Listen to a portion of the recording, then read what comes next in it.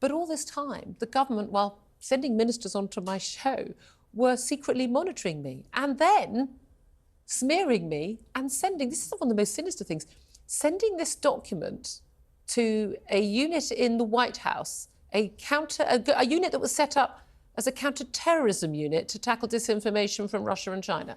Yeah, it's completely mind-blowing. And this particular case is particularly remarkable because the unit that claimed to be set up to counter disinformation, primarily foreign disinformation, was actually spreading misinformation about a British journalist across the corridors of power, across UK government. We found they sent 64 government email addresses and the US government.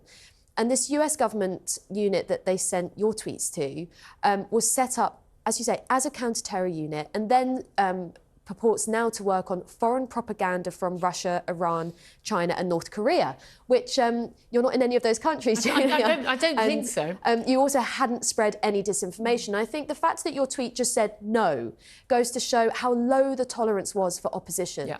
The counter-disinformation project lives on, unfortunately, and that's why we're still investigating and challenging. Well, that's it, because people still say to me, oh, for goodness sake, let it go, woman. I always say never forgive, never forget. Because, and we just mentioning with Sam Armstrong, we are, who knows, we may be entering some very dangerous years ahead in terms of a Middle East conflict, something spreading. Goodness knows what happens with Ukraine, what happens with China and Taiwan in the future.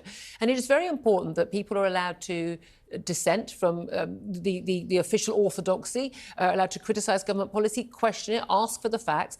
And if journalists, MPs, scientists and others are basically being smeared, are being questioned as if they are somehow enemies of the state, which is what it feels like I was being treated as, for doing our job, doing the job, frankly, that government ministers and civil servants should have been doing. And by the way, the rest of the media and the other MPs and other scientists should have been doing and did not and absolutely failed to do in those years, then we are in very sinister territory. So when people say, get over it, love, it's all over and done with, that's your concern, is this is now the norm. Yeah, I mean, what we have today is an acknowledgement from the government that what they did in your case was unlawful, and their words were that it was inaccurate and not impartial.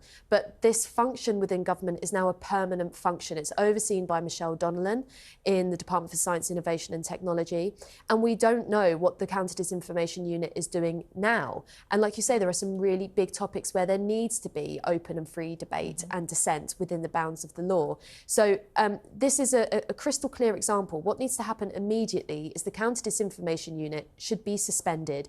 There should be a full investigation. We know that disinformation is a real problem, but we have to make sure that it's dealt with within the rule of law and in a way that doesn't mean you're spying on your own journalists and spreading lies about them to foreign governments. That's the extraordinary thing, isn't it?